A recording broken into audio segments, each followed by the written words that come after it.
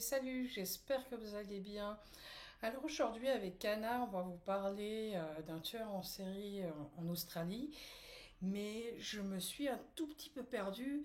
Je ne suis pas sûre d'arriver à temps, mais je vais tout faire pour arriver à temps pour parler de cette affaire avec elle. Alors je ne vais pas tarder et je vous dis à tout à l'heure. Aloha, j'espère que vous allez bien. On se retrouve aujourd'hui pour une vidéo spéciale. Je n'ai pas l'habitude de parler de ce genre d'affaires sur ma chaîne, mais beaucoup d'entre vous me l'ont demandé. Dans cette vidéo, nous allons parler du pire tueur en série australien, Ivan Milat, ainsi que de son neveu, Matthew Milat, ainsi que d'autres potentielles victimes de Ivan Milat. Je serai en collaboration avec la chaîne Lily 911. Commençons cette vidéo en vous parlant de Matthew Milat. Il a tué son ami David Ochterlony le 20 novembre 2010 avec son complice Cohen Klein à Belanglo State Forest. Matthew Milat a secoué tout son quartier et les Australiens lorsqu'il a été arrêté et condamné pour avoir tué son ami de 17 ans David Ochterlony dans la forêt domaniale de Belanglo le 20 novembre 2010. Il n'a pas tué seul, il avait un complice, son ami de 19 ans, Cohen Klein. David Ochterlony est né le 20 novembre 1993. Il a été assassiné le jour de son 17e anniversaire à Belanglo State Forest, en Nouvelle-Galles du Sud, en Australie. David est décrit comme un adolescent sans problème. Il adorait faire du skateboard ainsi que de la moto et du vélo. Et il adorait surtout jouer à la PlayStation. Il a grandi dans la maison familiale de ses grands-parents. Il avait énormément d'amis. Il était heureux et aimait la vie par-dessus tout. C'était un adolescent très confiant, avec beaucoup de gens. Il leur donnait une chance et tout le monde aimait passer du temps avec lui.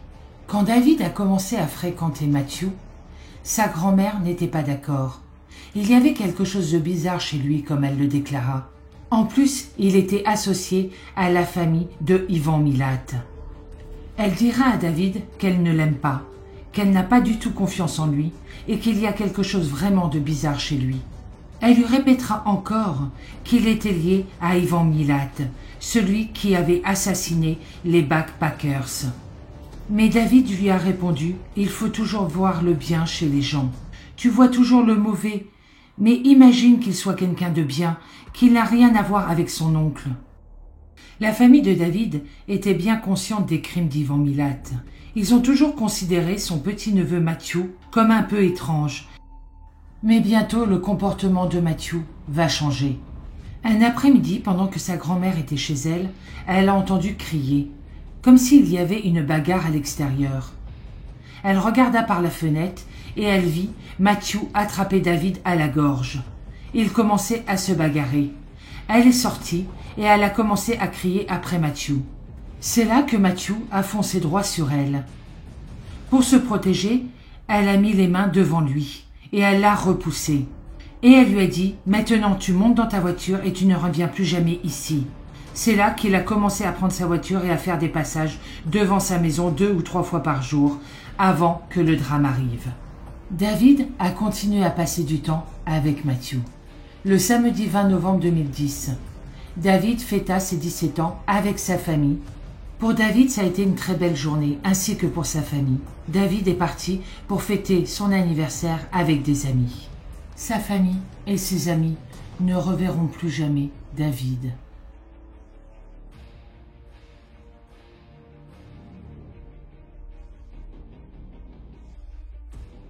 Qui est Matthew Milat?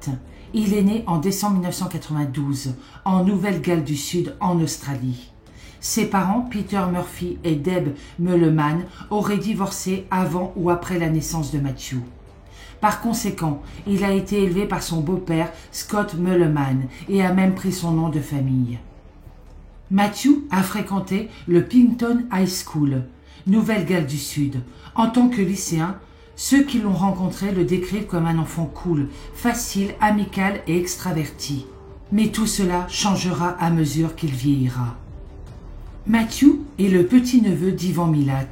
l'homme communément appelé le Backpackers Murder en Australie. Son lien avec le redoutable tueur en série australien passe par sa mère, qui est la fille de Bill Milat, et Bill est le frère d'Ivan. Lorsque Matthew a eu 14 ans, il a changé son nom de famille en Milat.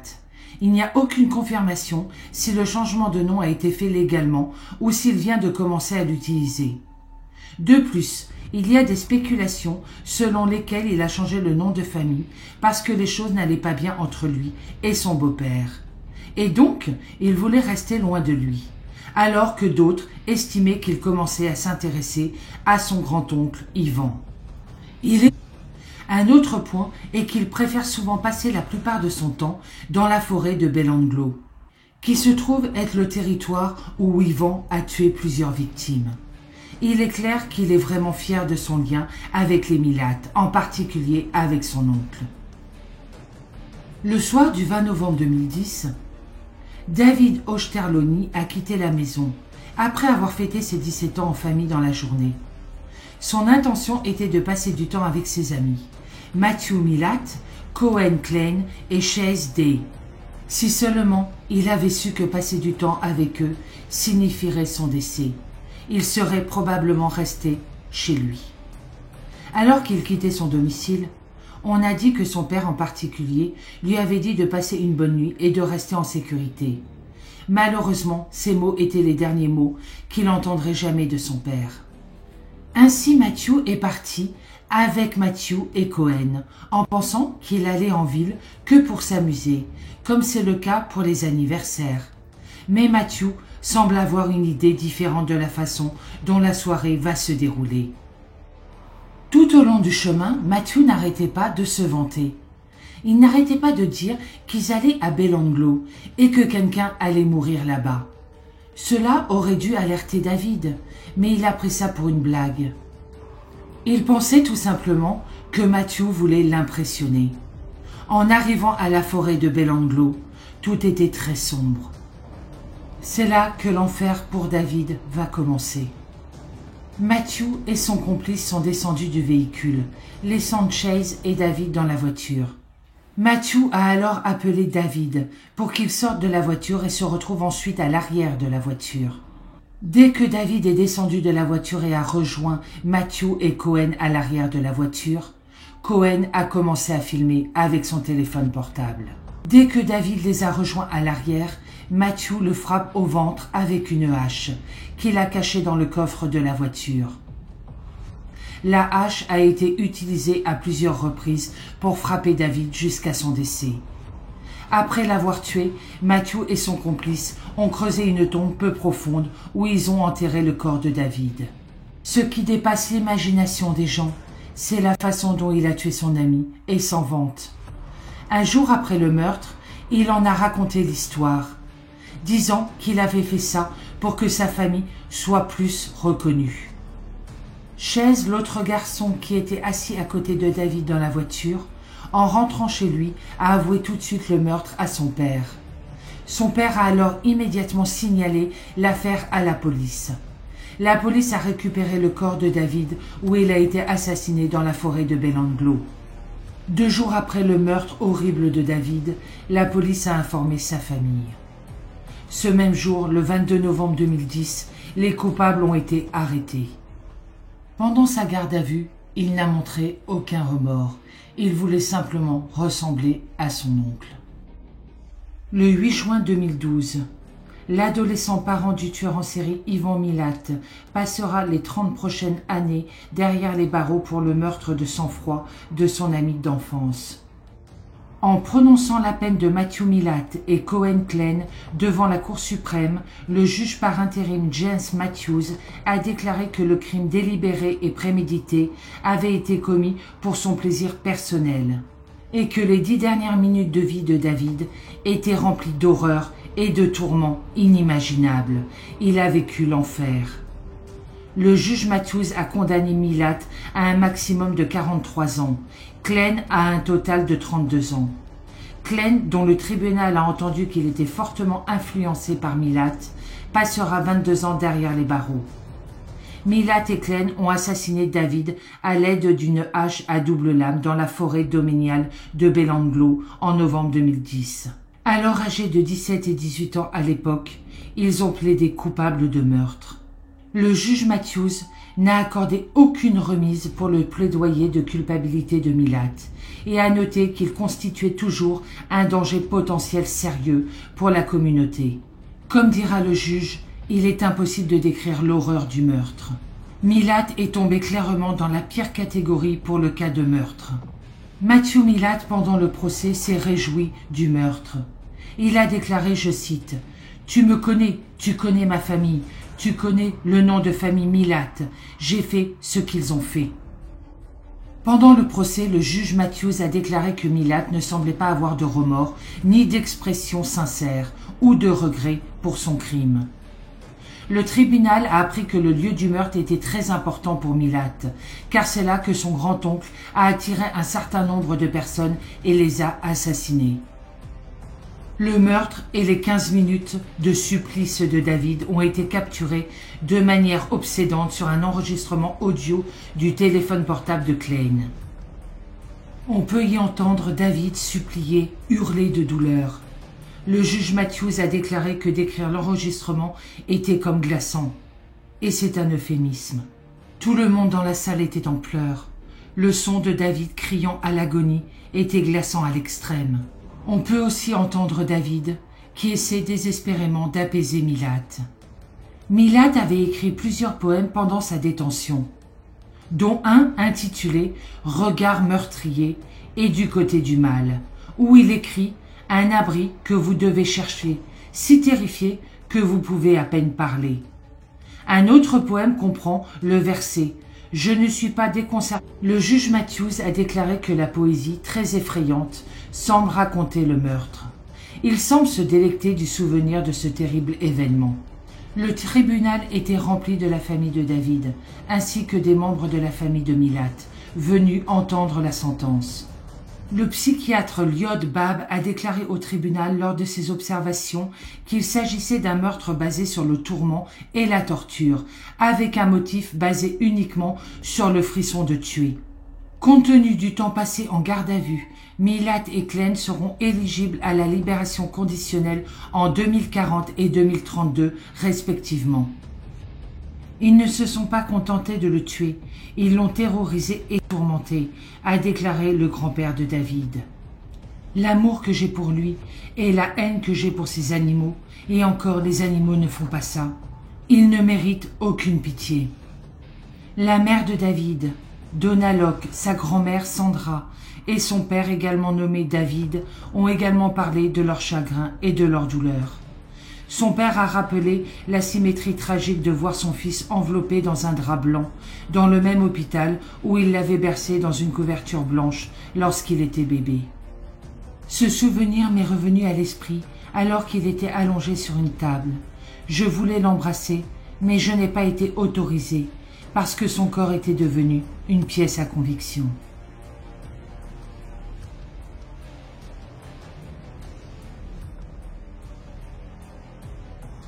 Ivan Robert Marko Milat était le fils d'un immigrant croate, Stephen Marko Milat, et de l'Australienne Margaret Elizabeth Pidenston. Le couple a eu 14 enfants. Ivan était le 5e. La police locale savait tout sur les 10 garçons de la famille. Ivan affichait un comportement antisocial depuis son enfance. De 17 ans à 19 ans, Milat était dans un centre de détention pour mineurs pour vol. En 1964, Milat a été condamné à 18 mois de prison pour infraction.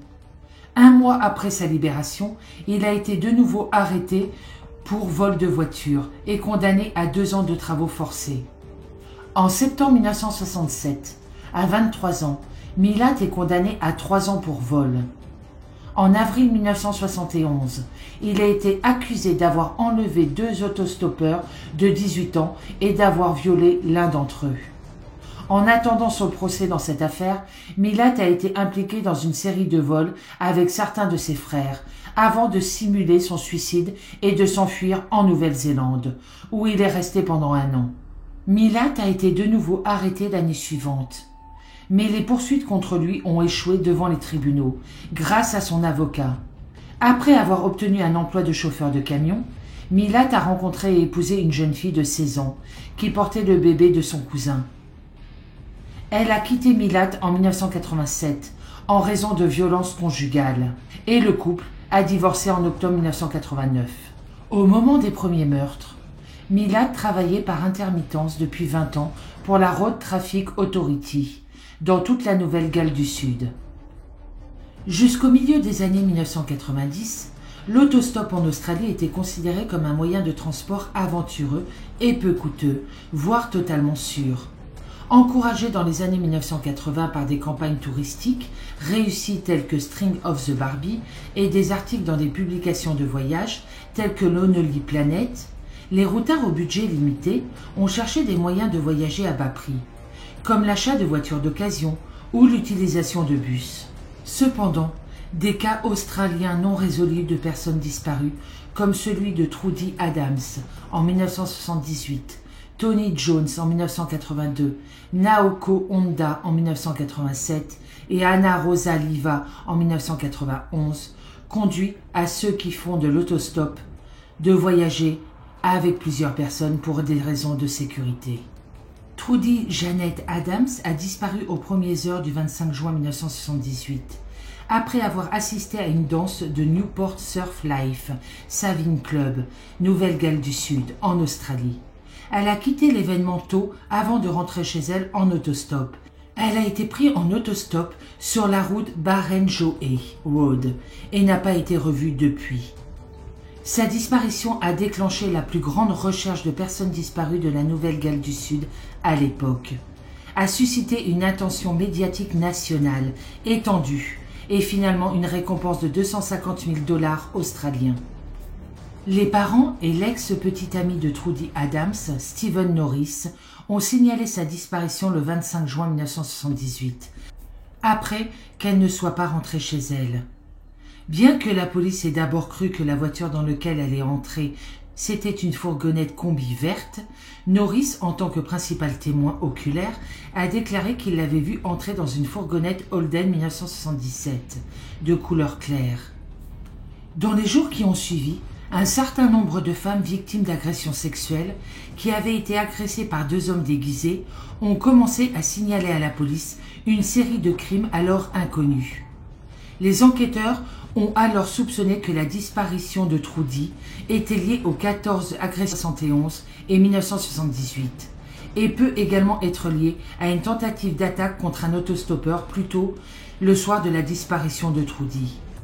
Le 16 août 1978, une récompense de 20 000 $ australiens a été offerte par le gouvernement de la Nouvelle-Galles du Sud et au fil des ans, son meurtre présumé a fait l'objet d'une enquête policière à 4 reprises.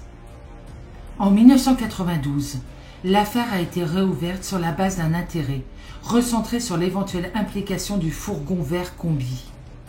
En 2008, la récompense a été portée à 250 000 $ australiens pour des informations qui conduiraient à la condamnation de son ou de ses meurtriers. En 2009, le principal suspect de l'affaire, un trafiquant reconnu coupable et délinquant sexuel connu sous le nom de Neville Brian Twin, qui a été identifié par certains des victimes de agressions sexuelles, a finalement été interrogé par la police au sujet de la disparition de Trudi. Twin, qui avait également été informateur de la police, a nié toute implication dans la disparition. Il est décédé en 2013. À l'heure actuelle, Trudi est toujours porté disparu. La disparition de Naoko Honda. Naoko, 22 ans, est venue du Japon en Australie pour des vacances.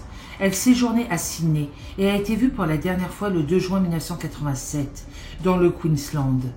Elle avait l'intention de rencontrer un ami à Sydney à la mi-juin, mais elle n'est jamais revenue à Sydney.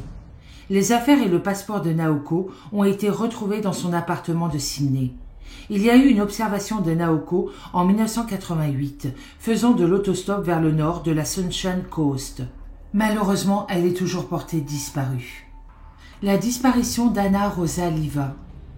Anna était une voyageuse italienne qui voyageait en sac à dos en Australie lorsqu'elle a disparu le 28 novembre 1991. Elle a été vue pour la dernière fois marchant vers le nord le long de Hutchinson Street, Comber Pedy, vers midi.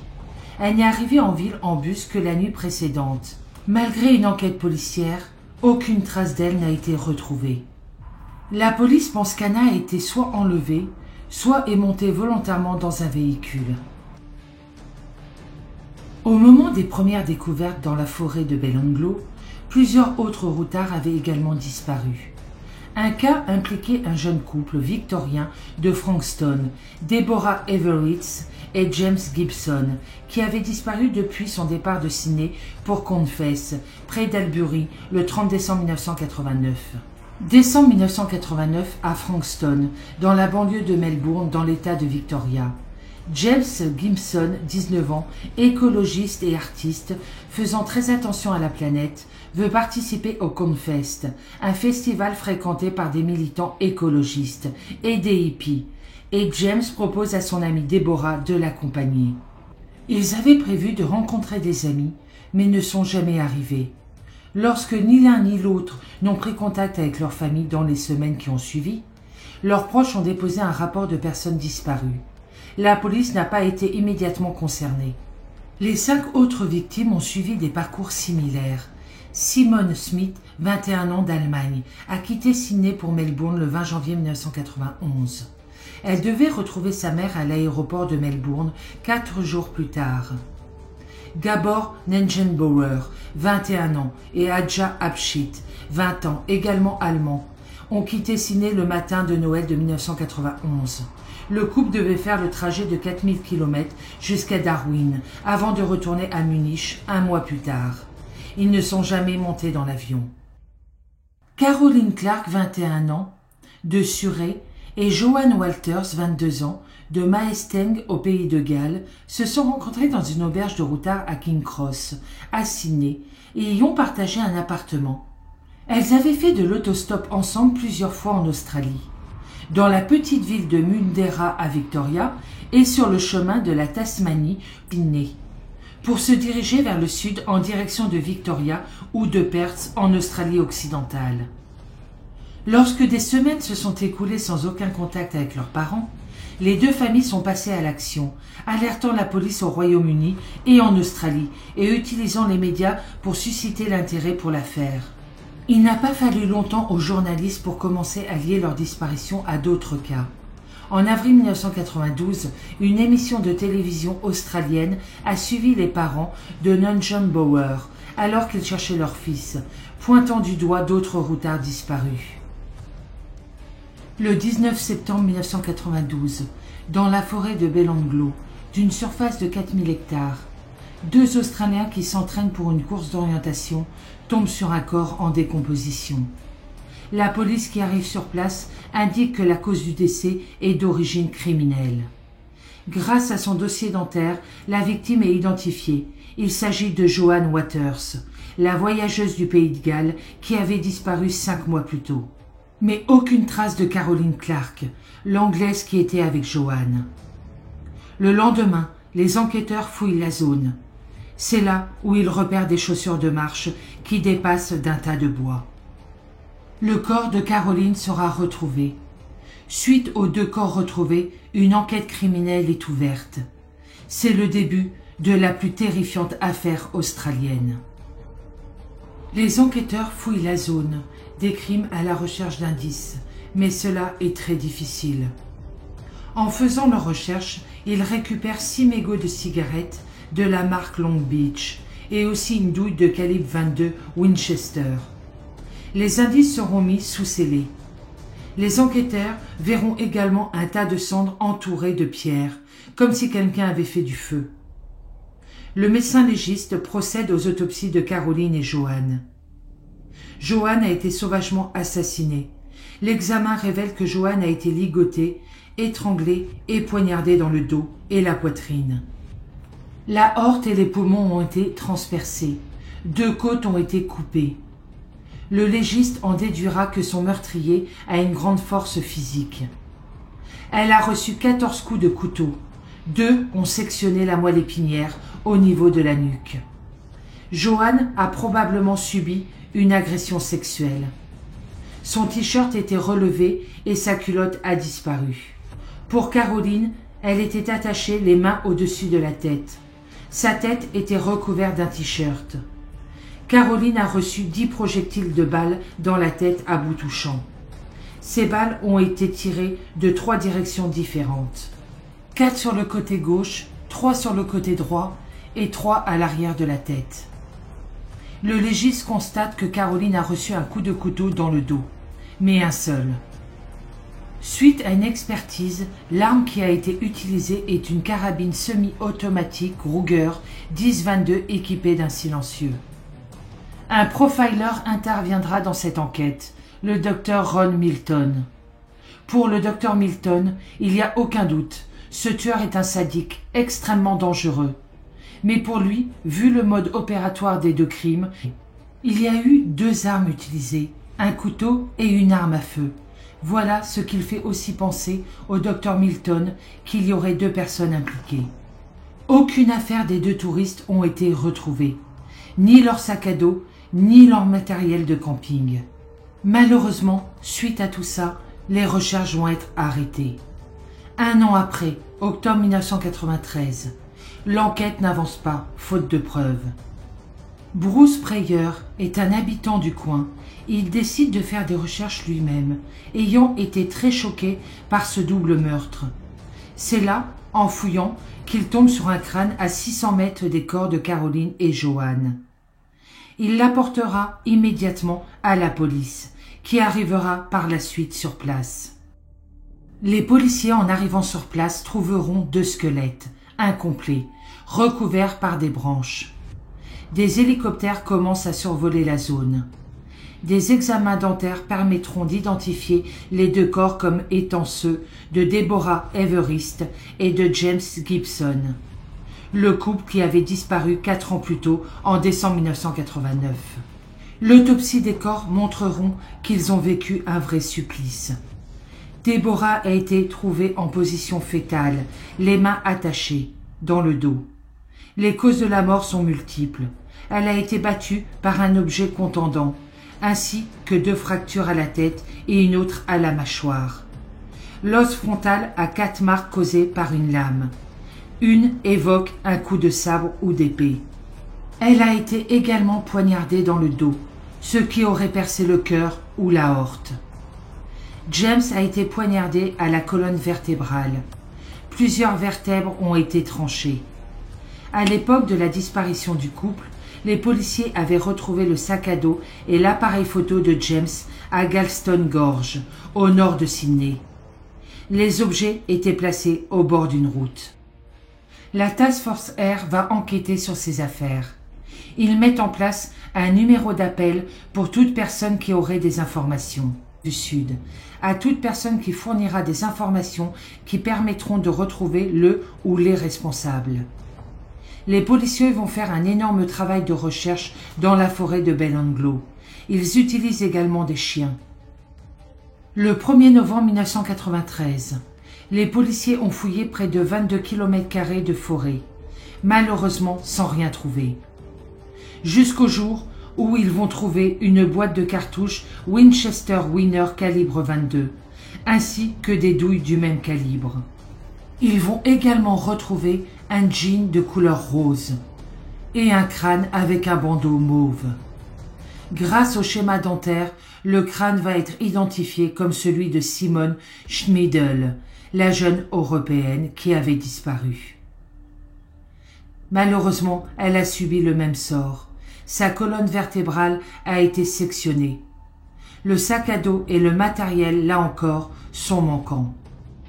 Ce qui alarme les enquêteurs, c'est que le jean rose trouvé sur place n'appartient pas à Simone.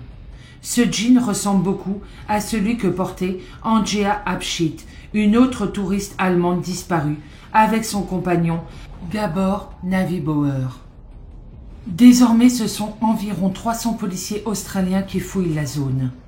C'est là où ils trouvent 2 squelettes cachés sous des branches, dans des tombes peu profondes, à 55 mètres l'une de l'autre. Ce sont bien les corps des 2 Allemands disparus. Eux aussi ont connu une fin horrible. Il a été étranglé avec un bâillon enfoncé dans la gorge. Il a été frappé, étranglé et abattu par 6 balles dans la tête. Grâce au médecin légiste, il découvrira que le nœud est complètement différent de celui retrouvé sur Johan Waters. Angea a été, je suis désolé pour les personnes sensibles, décapitée, avec une épée ou une machette. Elle était a priori encore vivante au moment de son exécution. Elle était à genoux. Il y avait sur place 90 douilles de marque Winchester.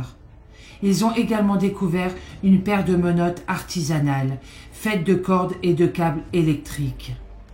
Les enquêteurs ont 7 meurtres à résoudre. Tous ont été retrouvés dans la forêt de Belanglo. La carabine est l'objet qui relie tous ces horribles crimes.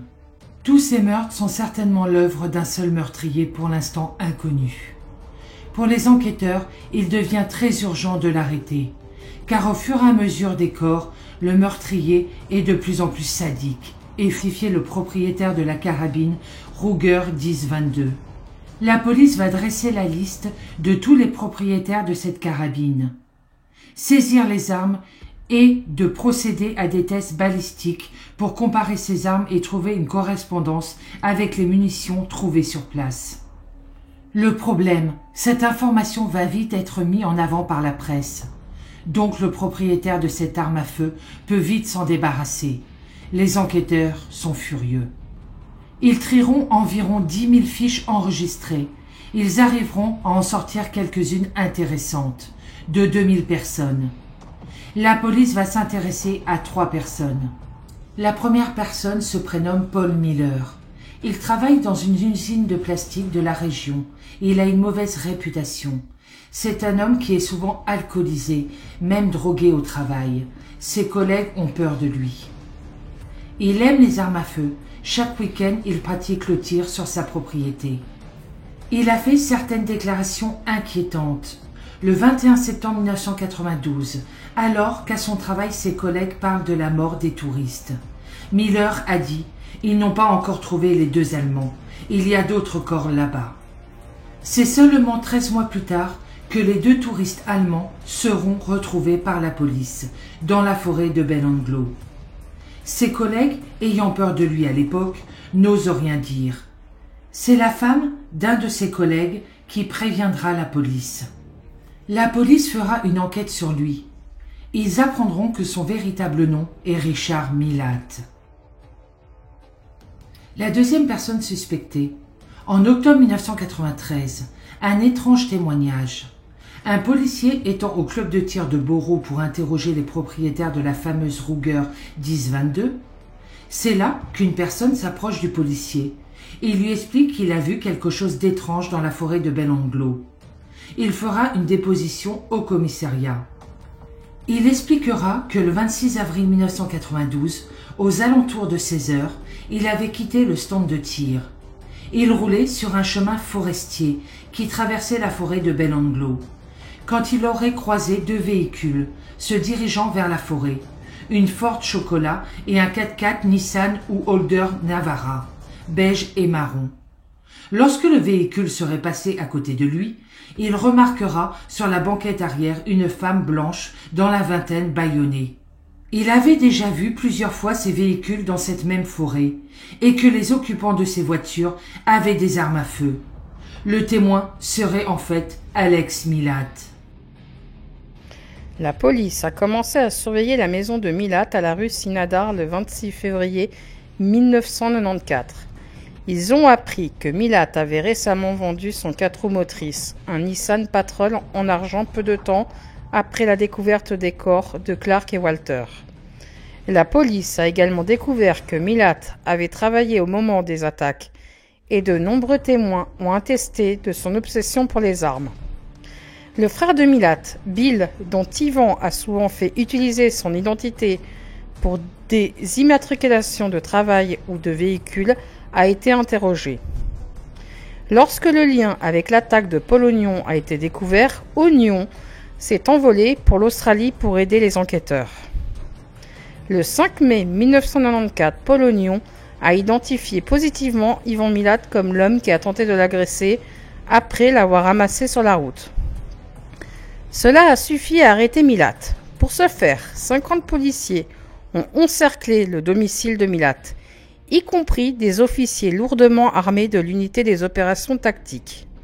Une fouille de la maison a révélé de multiples armes, y compris un fusil Anschutz modèle 14-41-42 de calibre 22 et des composants pour un fusil Rutgers 10-22 de calibre 22 qui correspondaient tous deux à des armes utilisées dans les meurtres, ainsi qu'un pistolet Browning et un couteau Bowie.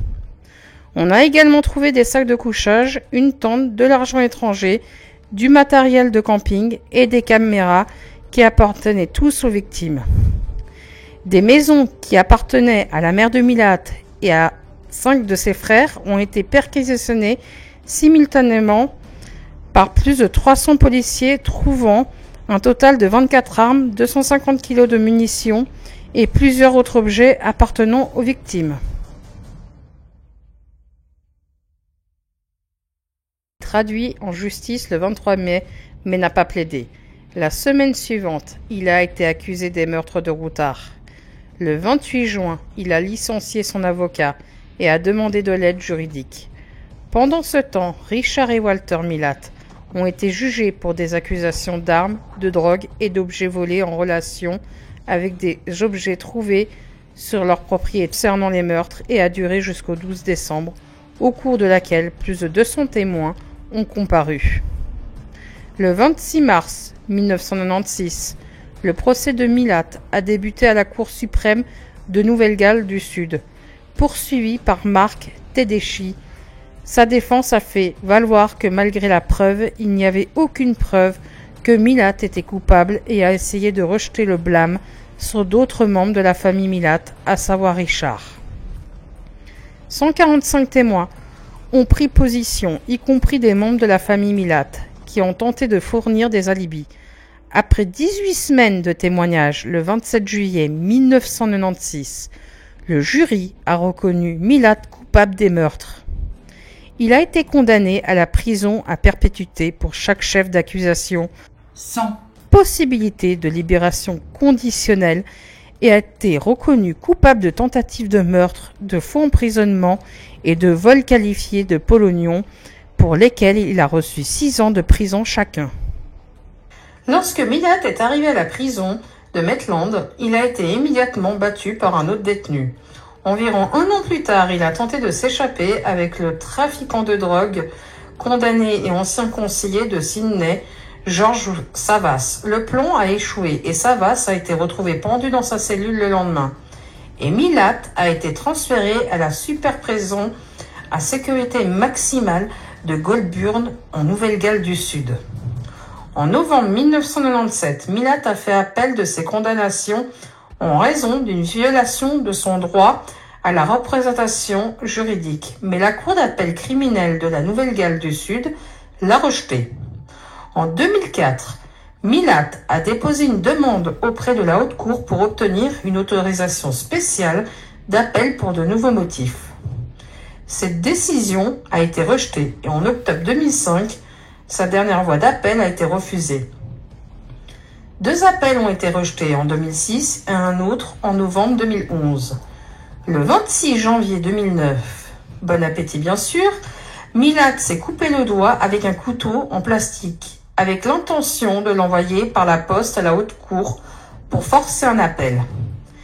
Il a été conduit à l'hôpital de Goulburn sous haute sécurité et a été renvoyé à la prison après que les médecins aient décidé que la chirurgie n'était pas possible. Milat s'était déjà fait du mal en 2011 lorsqu'il a entamé une grève de la faim de 9 jours, perdant 25 kilos dans une tentative infructueuse de se faire offrir une PlayStation. C'est beau de rêver. En mai 2019, Milat a été transféré à l'hôpital Prince of Wales de Randwick et a reçu un diagnostic de cancer de l'œsophage terminal. Il a été renvoyé en prison après avoir reçu un traitement. Mais le 9 août 2019, il a été transféré dans une unité de traitement en milieu fermé, à l'hôpital, après avoir perdu 20 kilos en quelques semaines. Le 27 octobre 2019, Ivan Milat est décédé alors qu'il était soigné à l'aile de l'hôpital. Le témoignage de Boris Milat, les derniers instants de Milat avant son décès. Pour Boris Milat, le frère aîné de Ivan, Ivan est mort depuis longtemps. Il n'est rien pour moi, rien d'autre qu'un tueur diabolique. Les liens de sang ne signifient rien pour moi. C'est un monstre de la pire espèce. Il a tué tant de gens, 7 routards de manière si horrible, et encore beaucoup d'autres. Il a torturé leur corps, même après leur mort. Cet homme n'est qu'un tueur en série diabolique, un monstre, a dénoncé publiquement le tueur en série notoire dans la vie et maintenant dans la mort. Toute la famille d'Ivan, hormis Boris, ont toujours clamé l'innocence d'Ivan, qu'il n'aurait jamais fait ce qui lui a été reproché. Pour eux, la police aurait tout inventé. Il leur a fallu un coupable et c'est Ivan qui a pris. Comme le dira Boris, ma famille doit avoir un sérieux problème, un si petit QI, pour ne pas croire en la culpabilité d'Ivan, avec toutes les preuves contre lui. Ma famille préfère soutenir un tueur en série psychopathe. Cela me fait très mal, mais je n'oublierai jamais ce qu'il a fait à ces pauvres jeunes. Et tant d'autres qu'on n'a jamais retrouvés. Qu'il aille en enfer. Pour Boris, son frère n'avait pas d'empathie. Ses meurtres ont été gratuits. Et il ne vivait que pour le frisson de tuer. Quand il était plus jeune, au départ, ce fut des petits animaux, puis de plus en plus gros, et ensuite des êtres humains. Pour Ivan, la vie humaine n'avait pas d'importance. Que cela soit une femme ou un homme, pour lui c'était des proies, un jeu pervers où il se délectait. Boris a encore beaucoup de mal à parler de ce qu'a fait son frère à ces jeunes voyageurs. Pour lui, aucune personne ne mérite de finir comme ça. La mort fait partie de la vie, bien sûr. Nous pouvons être malades, avoir un accident, mais ce qu'il leur a fait est inconcevable, impardonnable et monstrueux. Beaucoup se poseront la question pourquoi Ivan s'est transformé en monstre.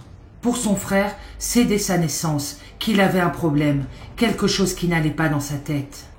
Le juge au procès d'Ivan a dit qu'il était inévitable qu'une autre personne était également impliquée dans ces meurtres. Mais pour Boris, jamais il n'a pensé que c'était le cas. Pour lui, aucune autre personne de sa famille n'est impliquée.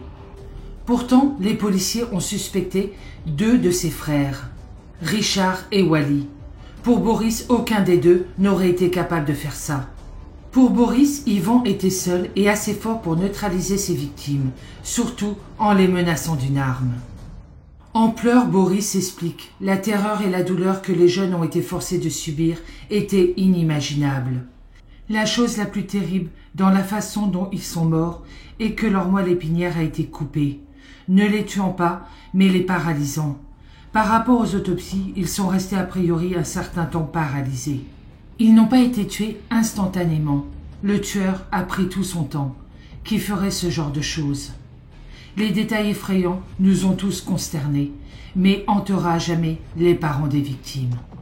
Ce n'est pas seulement le tueur de routards qui est tristement célèbre pour son mal. Toute la famille Milat l'était. Collectionneur d'armes à feu passionné et passionné d'armes, Alex Milat est né en 1940. Il a épousé Joanne, âgée de 19 ans, et a travaillé comme mineur. Le couple, qui est maintenant divorcé, a eu 2 enfants. Sa fille Rachel et son fils Stephen, décédés d'une pneumonie à l'âge de 20 ans. Après quoi, ils ont déménagé dans le Queensland et ont organisé une élection fédérale sur une politique pro-armes en 1998.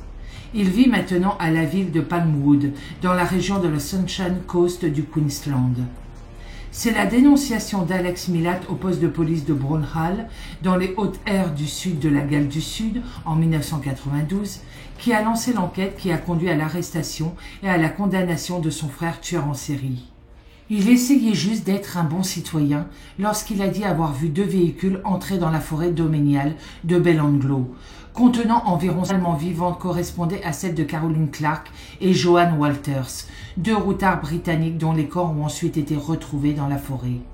Shirley Soir, Fervente défenseur d'Ivan, Shirley, née 2 ans après Ivan, en 1946, a rendu visite à son frère en prison. Elle a épousé Jerry Swar en 1964. Le couple a eu 2 enfants et a ensuite divorcé. Elle a acheté une maison à Ingleval avec Ivan en 1992 et a vécu avec lui jusqu'à son arrestation. Elle a présenté en 1996, elle a plaidé coupable à l'accusation de possession d'un pistolet de calibre 45, leur initiale sur un chemin. En 2019, Milat Mourant a avoué à sa mère les meurtres de la forêt de Belanglo. Sa petite sœur et des proches ont reconnu que Milat avait une relation étroite, sinon sexuelle, avec Shirley, avec qui il vivait dans le sud-ouest de Sydney, lorsqu'il a été arrêté en 1994. Les autres victimes potentielles de Ivan Milat. Leanne Goodall a été vue pour la dernière fois le 30 décembre 1978 en quittant le Star Hotel à Newcastle, Galles du Sud. Elle a alors disparu sans laisser de traces. Leanne, 20 ans, était une belle étudiante en art qui travaillait à temps partiel comme serveuse à l'Ambassador Night Club, connu localement sous le nom de The Bass, à Newcastle, Nouvelle-Galles du Sud, Australie, en 1978. C'était une jeune femme dynamique, heureuse et pleine de vie. Sa mère, Beth Lynn, a décrit sa fille comme un oiseau. Lynn a déclaré au Sydney Morning Herald en 2001 « Elle allait et venait comme un oiseau. Elle aimait les gens, mais elle restait toujours en contact. » Le lendemain de Noël, le 26 décembre 1978, Leanne a dit au revoir à sa mère pour la dernière fois. 4 jours plus tard, elle a disparu pour ne plus jamais être revue. Leanne et sa mère ont rendu visite à des parents à Sydney pendant les vacances de Noël et elle prévoyait de sonner le nouvel an avec des amis de la ville. Cependant, Leanne a changé ses plans à la dernière minute sans en parler à sa mère. Au lieu de cela, Leanne est allée vivre avec son frère Warren à Muswellbrook dans le Hunter Valley, à environ 2 heures au nord de Sydney. Le samedi 30 décembre 1978, Warren l'a emmenée à la gare et l'a vue monter à bord d'un train à destination de Newcastle à 13 heures. Elle lui a dit qu'elle avait l'intention de passer la nuit chez leur mère, à Belmont, puis se rendre à Sydney pour célébrer le Nouvel An et rester quelques semaines là-bas. Une ancienne camarade de classe du lycée de Leanne a dit plus tard à la police qu'elle avait vu Leanne ce soir-là devant le Star Hotel, portant un grand sac, avant que Lynn ne réalise que sa fille avait disparu. Inquiète, Lynn a appelé les amis de sa fille à Sydney, mais ils ont dit qu'elle n'était jamais arrivée. Lynn s'est ensuite rendue au poste de police de Newcastle pour signaler la disparition de sa fille. La police n'a pas pris la disparition de Leanne au sérieux, et ils ont dit à Lynn, sa mère, elle reviendra, mais malheureusement, elle n'est jamais revenue. Quelques mois plus tard, Robin Hickey, 18 ans, de Belmont North, a disparu après s'être rendue à l'hôtel Belmont pour rencontrer un ami. Elle a été vue pour la dernière fois en face de sa maison Pacific Highway, au crépuscule, le samedi 7 avril 1979. Amanda Robinson, 14 ans, a disparu peu après minuit, le samedi 21 avril 1979, 2 semaines après la disparition de Hickey. Robinson a été vue pour la dernière fois sur Lake Road, rentrant chez elle après une danse scolaire à Cattle Head. Elle n'était qu'à 3 pâtés de maison de chez elle lorsqu'elle a disparu. Elle n'a jamais été retrouvée. Le 12 octobre 1979, Amanda Solis, 16 ans, de Hamilton, a disparu alors qu'elle se rendait dans un café chrétien à Newcastle. Amanda a appelé son père à 22h15, depuis la Nouvelle-Galles du Sud, disant qu'elle prévoyait de se rendre dans le Queensland, mais qu'elle avait besoin de vêtements. Elle n'est jamais arrivée chez elle à Hamilton et n'a pas été revue depuis. Où l'ancienne camarade de classe de Leanne l'a vue le 30 décembre 1978. Debbie Pritchard, 24 ans, a disparu après avoir quitté le Palais Royal, aujourd'hui disparu sur Hunter Street à Newcastle, à 1h30 du matin en mars. À environ 5 minutes à pied du Star Hotel. 10 ans après sa disparition, son corps a été retrouvé dans une forêt. Annette Briffa, 18 ans, a disparu alors qu'elle faisait de l'autostop sur la Pacific Highway près d'Asquith le 10 janvier 1980. Elle n'a jamais été revue. Les infirmières Gillian Jamison et Deborah Bacon, toutes deux âgées de 20 ans, ont été vues pour la dernière fois en train de partir avec un homme correspondant à la description d'Ivan Milat, à l'hôtel Tollgate de Sydney le 12 juillet 1980. À 21h15, ils ont appelé leurs colocataires pour leur dire qu'ils assisteraient à une fête à Wollongong et pour appeler leur travail et leur dire qu'ils étaient trop malades pour travailler les jours suivants. Elles n'ont jamais été revues. Colin Powell, un routard du Royaume-Uni, affirme avoir été ramassé par Ivan Milat quand il faisait de l'autostop, chassé de l'autoroute puis menacé d'un marteau avant de s'échapper vers un autre véhicule, en 1982. Colin n'a jamais signalé l'incident à la police. Effrayé, il n'a jamais voulu en parler. Peter Letcher, âgé de 18 ans, a disparu après avoir fait de l'autostop depuis Sydney le 13 novembre 1987. Son corps a été retrouvé sous des branches dans une forêt d'État, la forêt d'État de Gelonal, le 21 janvier 1988. Il avait été poignardé plusieurs fois dans le dos et on lui a tiré 5 balles dans la tête. Ses yeux étaient bandés. Des mégots de cigarettes et une bouteille de whisky ont été retrouvés sur les lieux. Ivan Milat, dont la femme l'avait quitté, travaillait alors dans la forêt d'État de Genolan. Diane Penachillo, une femme mariée âgée de 29 ans, avec un jeune enfant en bas âge, a disparu de l'hôtel Lake George le 6 septembre 1991, alors que les meurtres canoniques de Routard étaient en cours. Son corps a été retrouvé dans la forêt d'État de Telaganda le 13 novembre, allongé face contre terre, couvert de branches. Elle avait été poignardée à la colonne vertébrale. La disposition de ses vêtements suggérait une agression sexuelle. Une bouteille et une canette de bière ont été retrouvées sur les lieux. Les enquêteurs enquêtant sur les crimes de Ivan Milat ont remarqué des similitudes avec tous les autres cas de décès et de disparition. 2 des plus grands experts australiens du crime ont affirmé que le meurtrier routard Ivan Milat pourrait être responsable d'une vingtaine de meurtres non résolus. Tim Watson Munro présente des preuves irréfutables que Milat a emporté d'autres meurtres secrets dans sa tombe. Ils ont examiné un certain nombre de meurtres et de disparitions non résolues et les ont comparés à des lieux connus et à des observations confirmées de Milat. L'une des victimes potentielles de Milat est Keren Roland, 20 ans, qui était enceinte de 5 mois lorsque son corps a été retrouvé dans la plantation de pin Fernburn près de Canberra en mai 1971. Le docteur Mallet a déclaré que la victimologie, le type de victime, les circonstances dans lesquelles elle est décédée et les circonstances dans lesquelles les meurtres des jeunes touristes étaient une série de meurtres en série qui ont eu lieu en Nouvelle-Galles du Sud, en Australie, entre 1989 et 1993, commis par Ivan Milat.